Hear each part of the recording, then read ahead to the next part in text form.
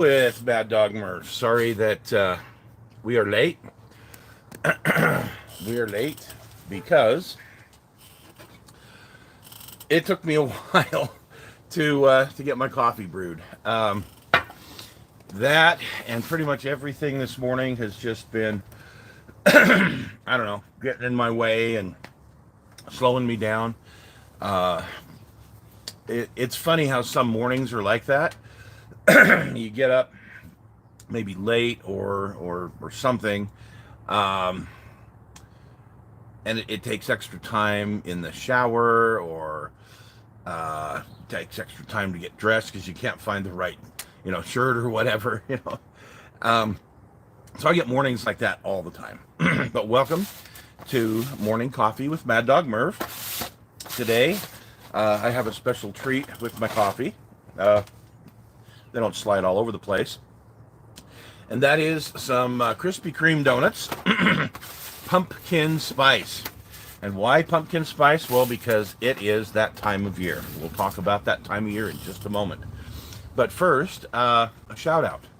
Shout out to one of the one of the huge supporters of this channel. And ooh, uh, it's humbling. It's humbling that there are people out there that are willing to, willingly give and help. And this goes out to Mark. And I've mentioned him before because he donates different things to the channel. This week was really big. There's a container that had like 24 of the little Testers quarter ounce bottles in them. We all know how much I love the little Testers bottle paints. And to get things like chrome silver that I've been out of for a while, beret green, dark red. There's a gloss dark red and a gloss a little bit lighter red. You've seen that lighter red on like the Starsky and Hutch card, some other cards I've done. The darker red is beautiful, and you're going to see that on a project coming up before too long. But big shout out to Mark and the support he gives this channel. There were some other things that there was a Mustang kit that we're going to review that actually. There was a clock. There was, some other odds and ends. Let's put it that way. And what a great supporter. So thank you, Mark. Shout out to you and what you do to help the channel. So I got a piece of coffee in there.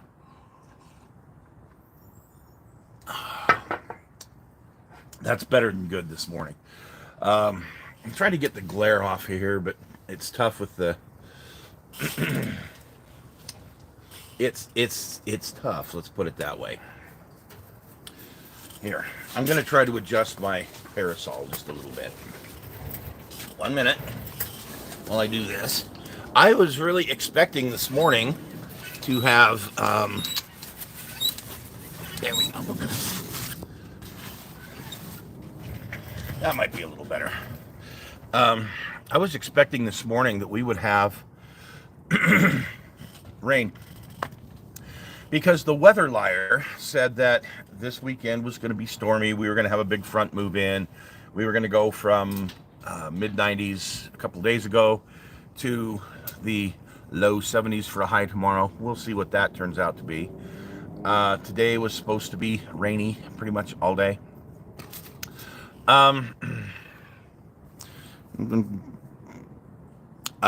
Yeah, there's a cloud or two, but it's Utah, so I'm sure later today we will have some rain of some sort. But point being, it's not what I thought it was going to be.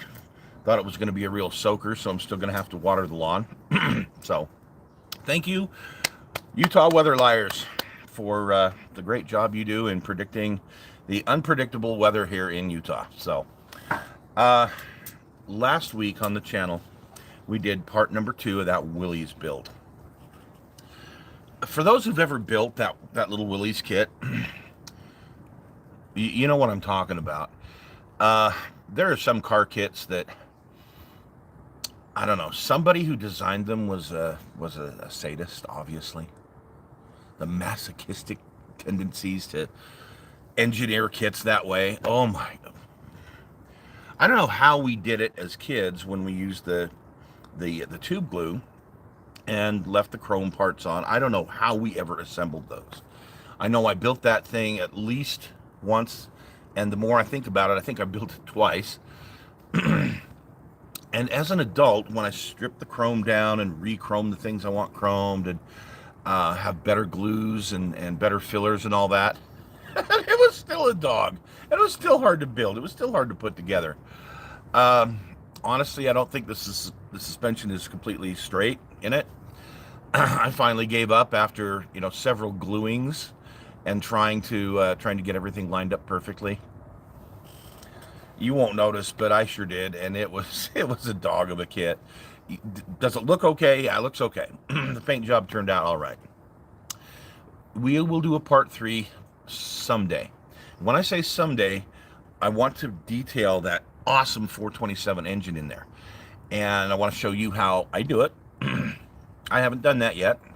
You've seen a few model cars I've done that have detailed engines, but haven't really seen me do it. Hey, how are you doing? It's good to see you. Portugal? Wow. Well, thanks for watching from Portugal, man. I appreciate it. It's how's the weather over there? That's what I want to know. Because it surely can't be like this. I mean, it's probably nice over there, but it can't be. It's going to be like snowing tonight at 5 or something, like it is here. Anyway, that part 3 will be coming up maybe later this year. I don't know. We may wait till winter to do it because I still have to detail that engine and the other things that I was going to detail on it. So that'll be a part 3 someday down the road. So hope you guys liked it though. And then the figures, the British figures. I did not know about General Horrocks, and if I said that wrong, Pete, I'm really sorry. My English isn't so good, so I didn't know about him. But apparently, he was one of the major armor commanders in the Allied stuff. 24 Celsius. Yeah, that's nice over there, Portugal. Now you got me wishing I was somewhere else, buddy. I'll tell you. Wow. Anyway, it's nice to have this general. He kind of complements and goes with my Montgomery, my Patton that I already have in that 35th scale. The reason I wanted this whole kit was for Winston Churchill to go with my de Gaulle and my Eisenhower and a couple other figures that I have of leaders of World War II. Cruella, quit chewing on that. We just call her Chewella because what she does, yeah, she chews everything up. Every box, every sock, every whatever she can get her on. But she sure is getting big. This week, I was thinking of doing that 88 millimeter pack howitzer that I've been talking about for a while. I'm not 100% sure we're going to do that because I just acquired that new Mustang from Revell, the 71. I'm anxious to get that reviewed, and I'm anxious to get paint on that thing because it has a very special project coming up out of it. So we may look at that. I've got a 70 Revell Mustang Boss 302. I don't think I've ever reviewed this particular kit, but this was given to me by my supporter Mark, and I'm going to review that one. So I don't know. We'll see what we have this week, but we'll have something for the stash this week. How's that? Now, the kickoff. Happy Labor Day weekend to all of you. I'm not sure wherever you are, what does Labor Day mean to you? Does it mean anything? Is it just another weekend? Let me tell you what Labor Day has meant to me. So over the years, Labor Day was always the end of summer. Summer's dead, gone, bury it, it's done. Now last year, a few days after, in like September 9th or something, we had record high heat here in the valley. It was 107 a year ago on that day. So Obviously, summer forgot the memo last year. Usually though, usually though, you have all your fun activities and stuff with the kids and grandkids and traveling and whatnot and camping. And usually Labor Day would mean the last camping trip of the year for me and my family. It would mean that the kids are going back to school. And in some places, like my daughter's kids in Texas have been in for over a month. Here locally, the kids have been back for about 3 weeks. There was recently some bat activity in one of the high schools, and that probably could have been avoided if we'd have gone back to school in September instead of when we did, because that activity would have been discovered and taken care of before the kids ever got back. But hey, this is Utah, and there's 0 points for smarts here. Um,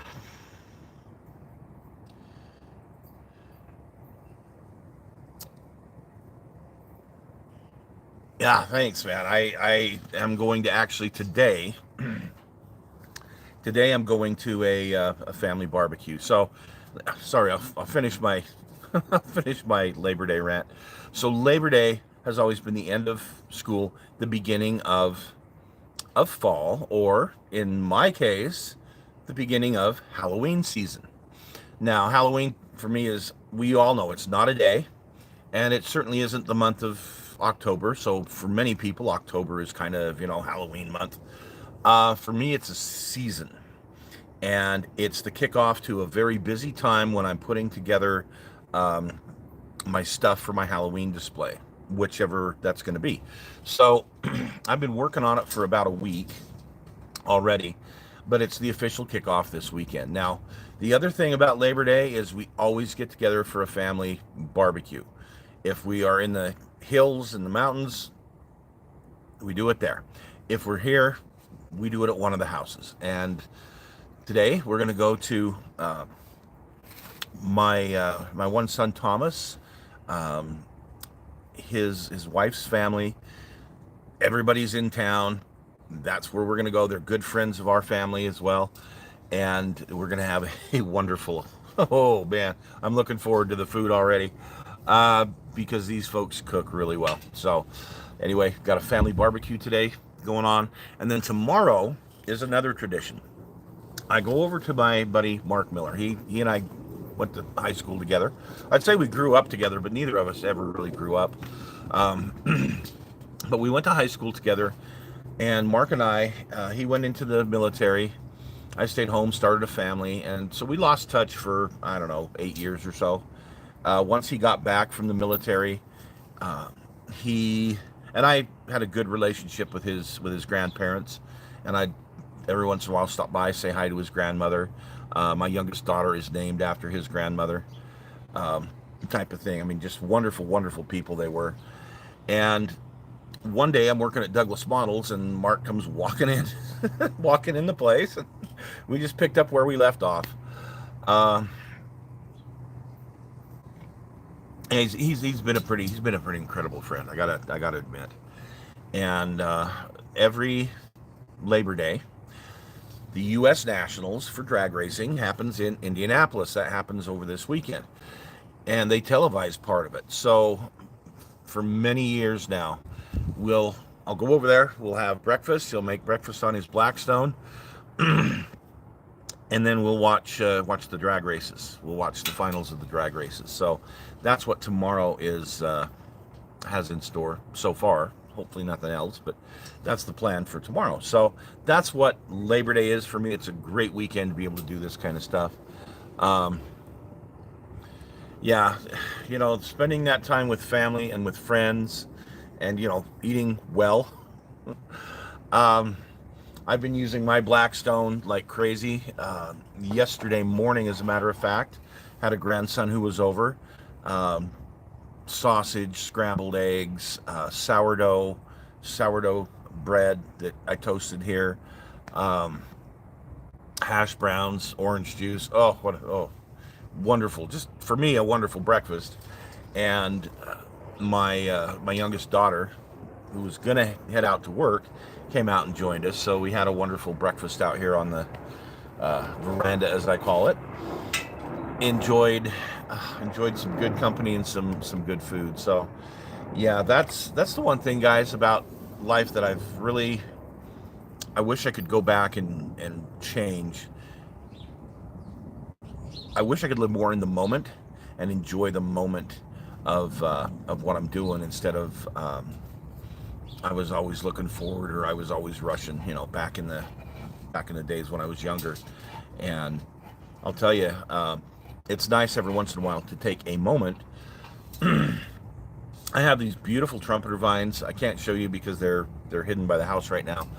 But yesterday afternoon, I sat out on my front lawn for a few minutes. I was with a couple of my grandkids, just laying there, and I look up at the trumpeter vine, and I've got finches. I've got like 8 finches who came and landed on top of the trumpeter vine. It's about a 12-foot trumpeter vine to the top, maybe 10. But they're perched on the top, and a little hummingbird comes along, kind of mid area on the trumpeter vine, and going inside the little trumpets. And it's a beehive of activity. There's so many different wasps and bees and hornets that go into that trumpeter vine. So it's kind of a fun little world, to sit and watch. Every once in a while, it is, I think, important to slow down and, as they say, smell the roses. See the beauty of nature and appreciate it. So, anyway, this is the kickoff. So tomorrow's show for Labor Day is going to be going over some of the things that I'm working on for Halloween season this year. Some of the projects that I've already started, some of the projects I've already completed, and some of the projects that I'm going to try and get done in the next 2 months, and we'll see how that goes. There's a lot of crafting involved. There's some modeling involved. There's some techniques that cross over from modeling to crafting. All sorts of, just weird stuff. So that's going to be tomorrow's show that we look at. Then I'll get back to cars probably in a few weeks. In a couple of weeks, I'm working on that 70.5 Camaro Baldwin Motion. I got it painted, so I'm working on that.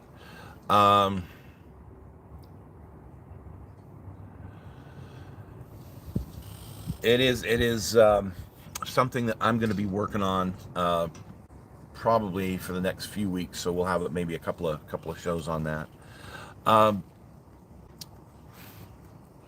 What else did I have going on in there? Oh yeah, I forgot one of my monster projects. I gotta get working on. So I have several model kits that are kind of assembly line here that I'm doing little things here and there too during this time of year. So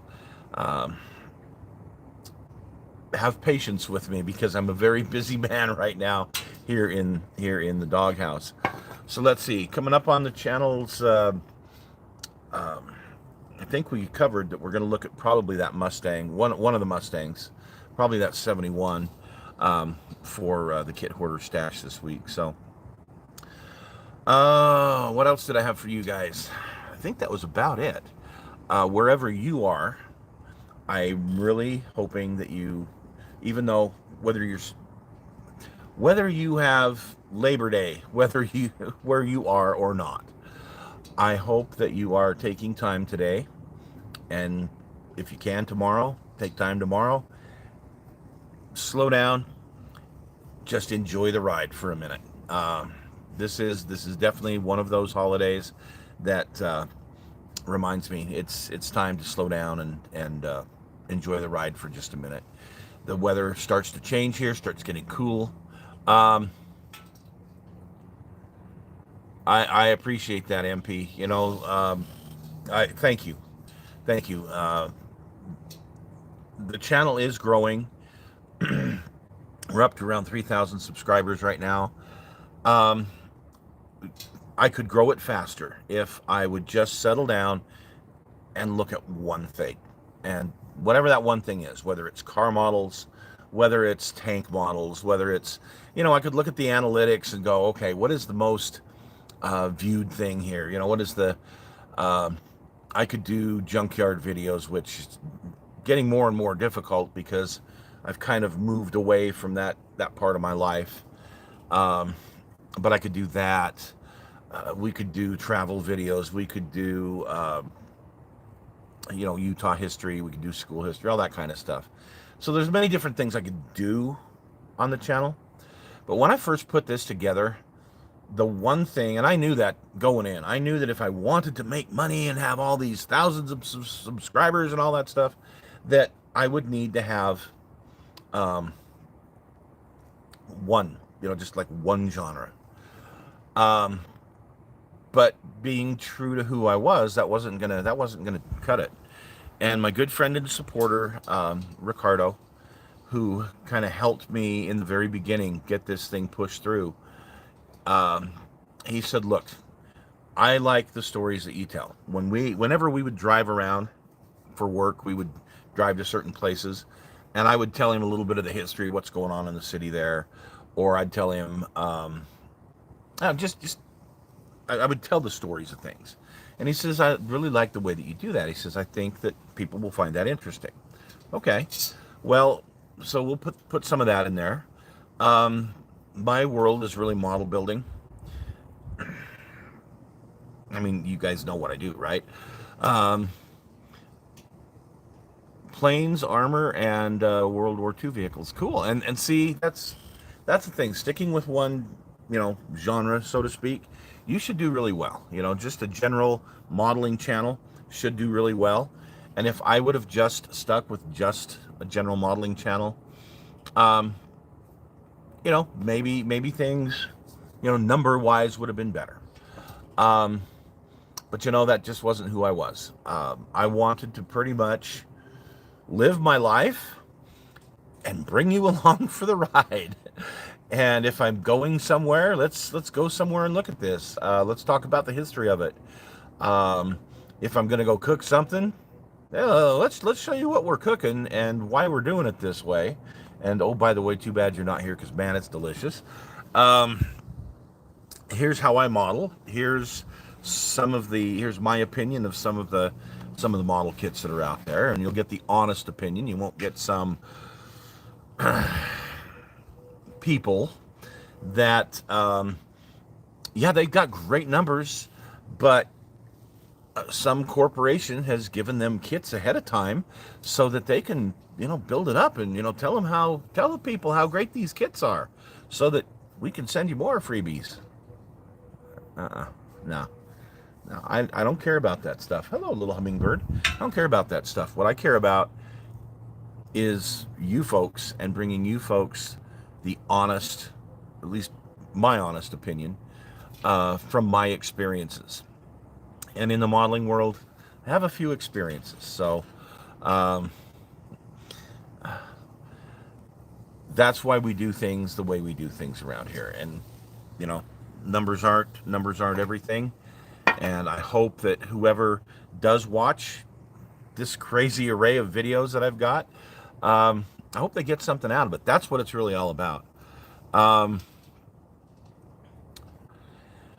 Old school brushing. I wish I had the guts that I once had. Let's put it that way. Some of the aircraft that I used to do, and some of the camo, on some of the camo patterns for my tanks, I'll overall spray something and then I'll brush paint, the camo or details, things like that. Back when there used to be was it poly S? Not polyscale, but poly S, the little not quarter ounce, the half ounce bottles that came out in the 90s. I think it was out in the 90s. Those for an acrylic paint, they were awesome. Get them, stir them up. They were flat. They would brush paint. There was just nothing like them. The way they would brush paint, they were amazing. But they would only last a year or two, and then they'd coagulate and you couldn't use them anymore. I've got a few here. Some of them have to, be tossed still because they've just been they're too old. But I loved them.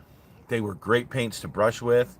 Um, if you can brush with enamels, like testers enamels, that takes a real skill to be able to thin those properly to get them. Um, the new acrylics do brush paint pretty well. Um,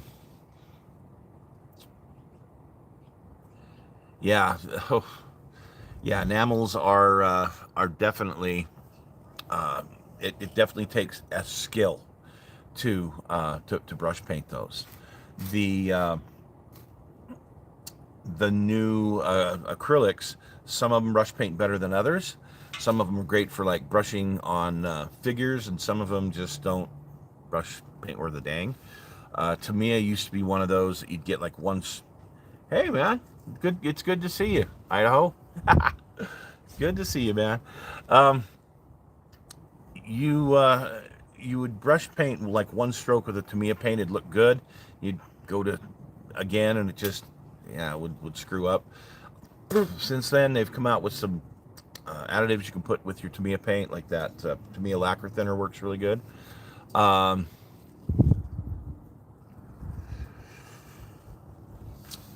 and I'm you guys already know that I'm an enamel person. It's what I used for so many years. It's what I got used to. Pretty much my favorite. Um, how's the weather up there, JS Idaho? Have you guys got the weather yet that I'm supposed to be getting here in a couple hours? I don't know.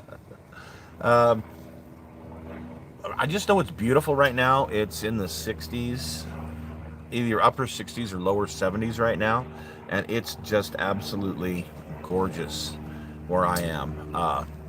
To the point of I'm really thinking of just hopping in the. Hey, Mark, how's it going, man? I'm thinking of hopping into the Mustang here when I'm done and just going for a little drive. It's just absolutely beautiful this morning. So um,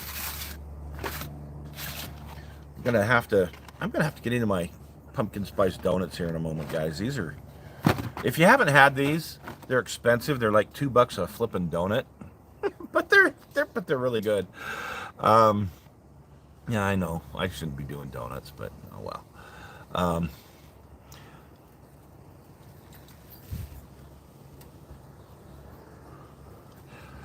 but MP, remember what I've said.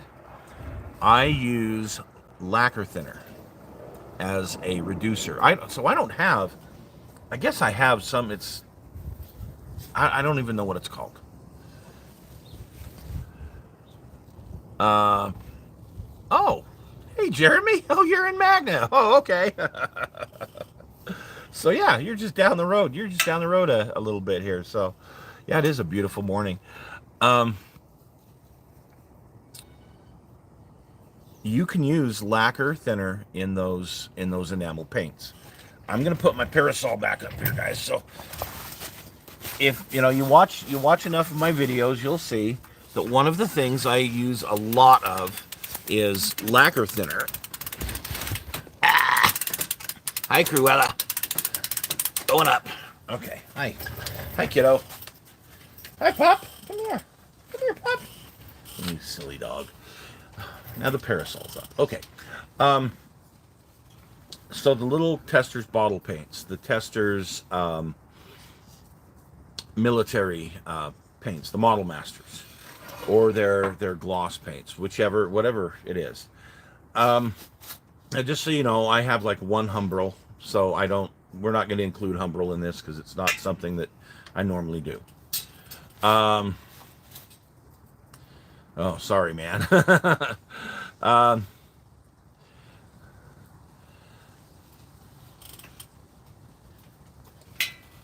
I use lacquer thinner because it causes the enamels to flash off quicker.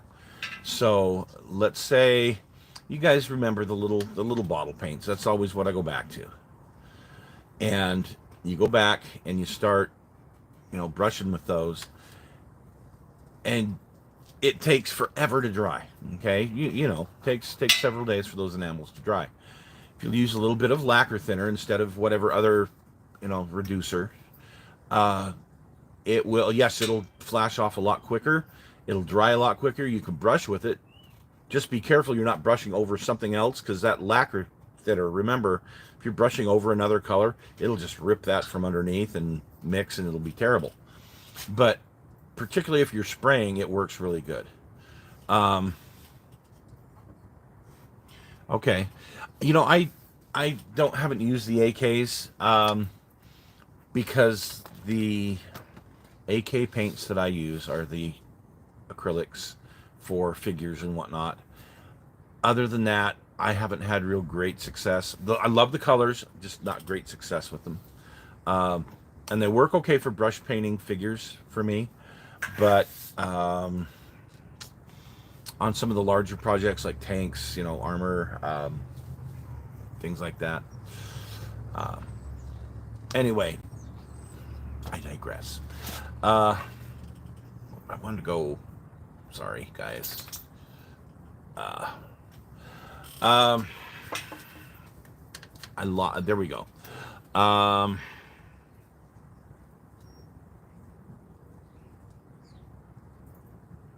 oh yeah, I was talking about that, Mark. I was talking about um, what I've been doing on the channel. Why I don't have more subscribers, because I'm all over the place with what I talk about and with what we look at. I had a lot of folks that joined because I was doing train stuff at the time, and I haven't done anything train wise in well over a year. Well, it was about a year ago when I did that Halloween train board, but since then I really haven't done anything train wise. And it's a time issue. There's so much, so many projects I've got, so many models, so many crafting projects, just so much going on there. Besides having a family, grandkids, dogs, everything else, that it's just a time issue. And if I had more time to spend, yes, I could do more train stuff. So, I'll get around to it. I'll get back to trains, at some point. That's what we do on this channel. Like I say, I do my thing, and I bring you folks along to see.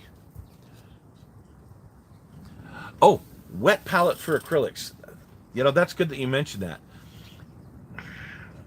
I did a video a year or so ago, and it had to do with figures. I can't remember the name of the video, but where I make a wet palette, because I'm cheap. I'm cheap. Okay. Yeah, you can buy a really nice wet palette for inexpensive, but I'm cheap. So I did it out of Tupperware. Believe it or not, that wet palette didn't get in the fridge. It's been out here. I opened it up earlier this year, and it was still viable.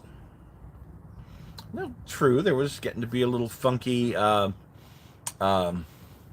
mold, probably, growing in parts of the little bit, not much. But the point being is, yeah, those wet palettes are awesome. Um, and I've been trying to use the little retarder that AK puts out in doing some of the face painting, and it's, as far as I'm concerned, face painting, you either can do it or you can't. Um, oh, cool. End scale. Um, End scale is where I wanted to go. Okay, for space, I wanted to go to end scale when I got back into trains. The problem is, what fell into my lap was HO. There was just so much HO out there for cheap. There was, anything I could want for HO, and it was so easy to get stuff, and that's where I wound up with HO. I would prefer N, just because of size, being able to run more for a smaller area. Um, it just wasn't in the cards for me. Years and years ago, and we're talking back when I owned a 69 Charger. So that long ago, I had quite the N scale train board. It was about what was it? I'd say about 3.5, maybe 4 foot. But It was only about 5 feet long, and it had all sorts of. It had like 11 different sections, different tracks. It had insulated rail joiners and that. It was quite the little thing. It just never had all of the scenery and houses and stuff, but I had all of this rolling stock that went with it. But I never got to run it because I just owned it. It was something I had purchased, built, put together the stuff for it, and I lived in an apartment. I was starting a family. I just never really had the opportunity to get into it. Um, and finally, I wound up selling it to MRS. Got some pretty good money for it and bought models with that. So uh, anyway, yeah, I have had N scale before, and I love it. So um, the that guy up in Logan, um, Shade Tree Vintage Auto. I've mentioned that channel before. Uh, he's starting to really irritate me because he's digging deeper now and finding more stuff. And like he says, it's still out there. It's just not real easy to find like it used to be.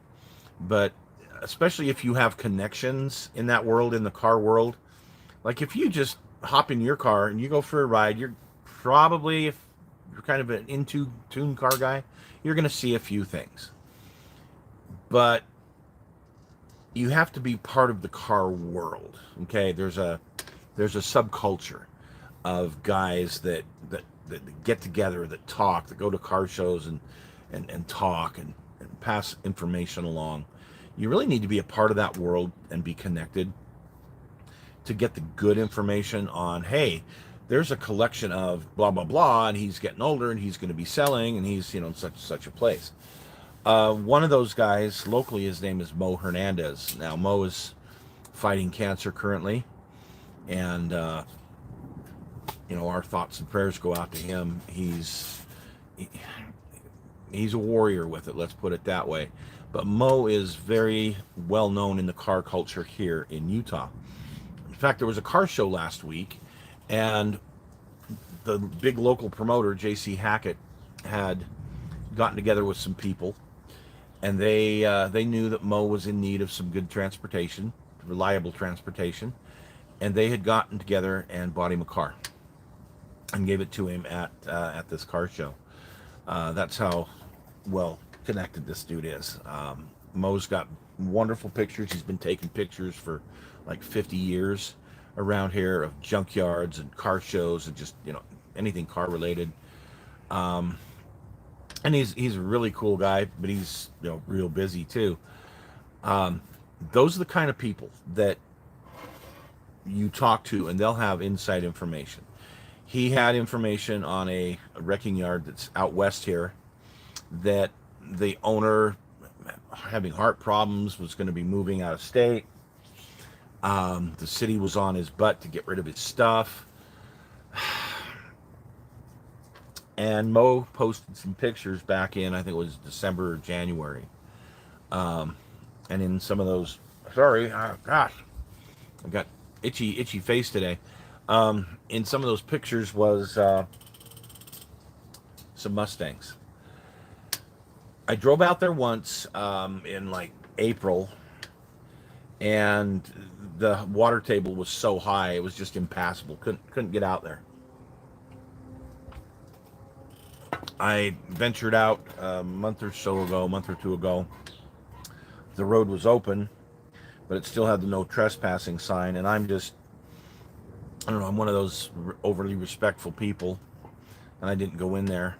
And I kind of don't want to. In some ways, I want to go there and see what's still there, document what's still there before it all gets hauled out. But by the same token, it would make me want to get one, which probably right now isn't a good thing for me, financially or in many other ways. But anyway, yeah, there's this guy up in Logan, had just hauled back some cars from Oregon. He keeps finding these deals. He brought home a '71 Demon 340 uh, in one of these deals that he did. So I like watching his videos. I think they're well done, and I'm envious in some ways, because if I had gone into the car world instead of the model world, I would really love to have done what this guy did. And I was actually headed that direction at one point in time. Back in the 90s, I really wanted to own the world when it came to Cougars, old Mercury Cougars. I wanted to have several. I wanted to have parts. I wanted to have parts cars. I wanted to be a place you could go and make money off of those things. But I didn't have the room. I didn't have a shop. Really didn't have the money, because I was still raising the family, and so I just I didn't do that. So I watched guys like him or Danny from Counts Customs, and I go, wow, the life I could have had if I had just made different decisions. So yeah, I had a Cougar in high school. Right after high school, I had a couple of others. Kind of a funny story how I walked into the one. If you guys are up to it, I'll take 4 minutes, 5 minutes here, and I'll tell you the story. So I was with my first wife. Now, I met her when I was in high school. We got married right out of high school, and promptly punched out a daughter.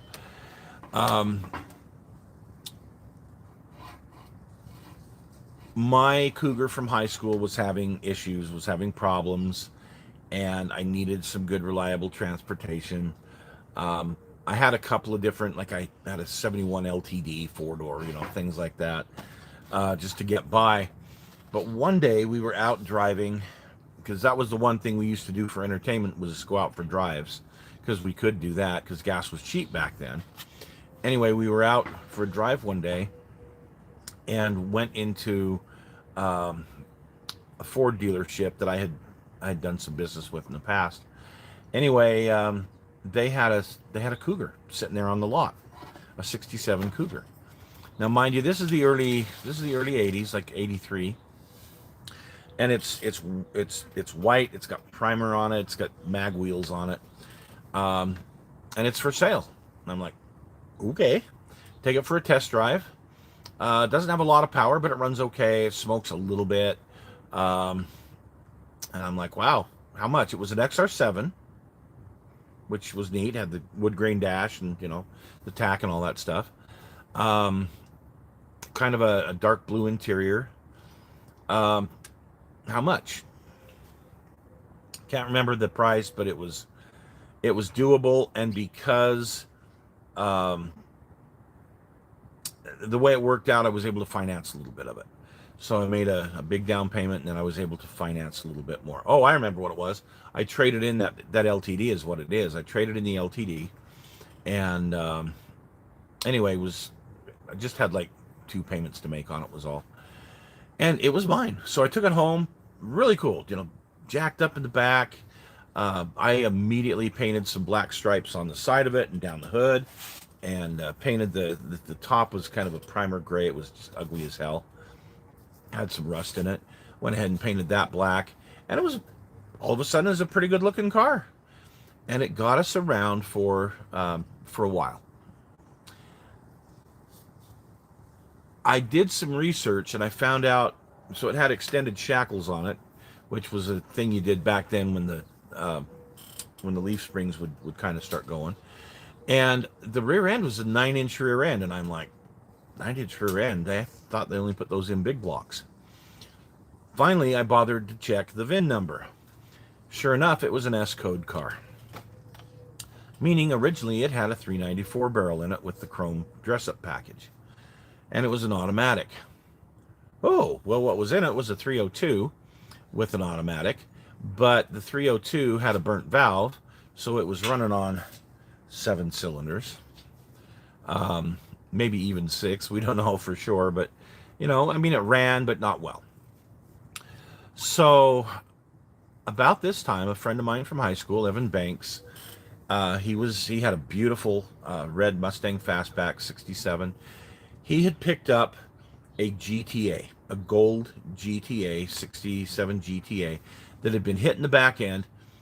And remember, back then, cars rusted real quick. And here was the '67 Mustang, and here we are in '83, and it had been hit in the back end, and the back end just crumpled and basically fell in because it was so rusty. However, the back tail piece was still good, the piece between the tail lights, and that's what he wanted for his car. It had a turn signal hood, it had all sorts of stuff, but most importantly, it had a 390 S code motor with non-automatic. And so, parting out, my good old buddy sold it to me. I don't even want to tell you the price. I don't remember exactly, but it was probably $150 for a running 390 S code. Uh, we made the swap right there in his driveway. Put in that big old 390. You know, the car still had the 390 springs in it, so it didn't, sit down funny. It sat the way it was supposed to. Pretty much hooked everything right back up, drove it home. So now it had a 390 S code. However, it had a Mustang S code, which meant the valve covers were, I believe they said powered by Ford, where the Cougar was just chrome. Or maybe I've got that backwards. That was the thing, is you could tell that it was a Mustang engine by the valve covers. They were still chrome, but it wasn't the correct, it either had the lettering or it didn't. I can't remember which was correct. But it did have the correct air cleaner and all that kind of stuff. So, yeah, that car was fun. Eventually, I took it to Earl Scheib, had it painted in a beautiful dark midnight blue, and it was a very fast, fun car. You'll see it in one of my videos, one of my earlier videos about Mad Dog's muscle cars, where I even had some wire rims that I had purchased for it, some simulated wire rims, and some big old, they weren't BFGs, what were they on the back end? I think they were Goodyear Eagles on the back end. Eagle STs, I believe. Car was beautiful. When it finally died, I sold it, had side pipes on it. It was a beautiful XR7. One of my favorite cars of all time, although I've had some others that I've really enjoyed. Anyway, so that was that Cougar. And yeah, I used to be able to find great deals on cars just sitting in places. I used to be able to talk to these folks and buy some pretty good deals. My dog's chasing her tail. This guy up in Logan, Shade Tree Vintage Auto, he just finds some of the coolest, and it's not like Hemi Cudas and things like that, although there's some pretty there's pretty close on some of the stuff he's gotten brought back, but just other Mopars that are really, really cool. So hey, Mark, it's good to see you, man. You take care, and we will talk to you again soon. So folks, I'm going to get going on my pumpkin spice donuts here, and I think I'm going to go for a ride, and then I'm going to get going on these projects that we're going to see tomorrow. So tune in tomorrow, check out the projects that Mad Dog's working on for the Halloween season, and thank you for joining this morning. It's wow, I mean we're in 50 minutes. That's awesome. In the Charger, it was a 69 Charger with a 383 Magnum, so 383 4-barrel, 4-speed. The car had been hit. My friend had gotten it in a wreck, and out in Tooele, or not Tooele, but Lake Point, there's a Moore's Auto, and hang on here, I got something crawling on me. And on Moore's Auto has I think he still has a couple of Charger remains out there. There's not much left of them, but anyway, one of those was a 68, and so he took the grill off that 68, put it on his wrecked, front end of his 69. So that's what mine was. It was this turquoise colored with lots of primer, jacked up at the back end, turbine rims, 69 Cougar with a 68 front end, which was interesting. Put the Mopar 6-pack scoop on it that he bonded on there, and was doing something and had an electrical short that shorted out the hot wire to the ignition switch. Now, I knew nothing about electronics, car electronics at all, other than hooking a stereo speaker up, and back then I didn't have a good mechanic that I could trust to take it to and find the problem, particularly for a decent price. Back then it was dealership and maybe a few other places, but they were all way too expensive. So I never got that done. But yeah, 383, and it was a good running car when it ran. Like I say, when the starter when that wire burned, we weren't able to start it anymore. But had headers on it. It was a really, really cool car. Huge back seat. Turquoise-ish interior. Dark turquoise. It's a beautiful car. So anyway, I don't know where it is. It was sold here in Utah, and like I say, had a hot wire that was completely melted. So don't know if it ever got parted. Don't know if somebody's got it sitting somewhere. Don't know if somebody restored it. Just no idea. So, all right, guys, I'm gonna let you guys get. See you tomorrow, and thanks for joining us today.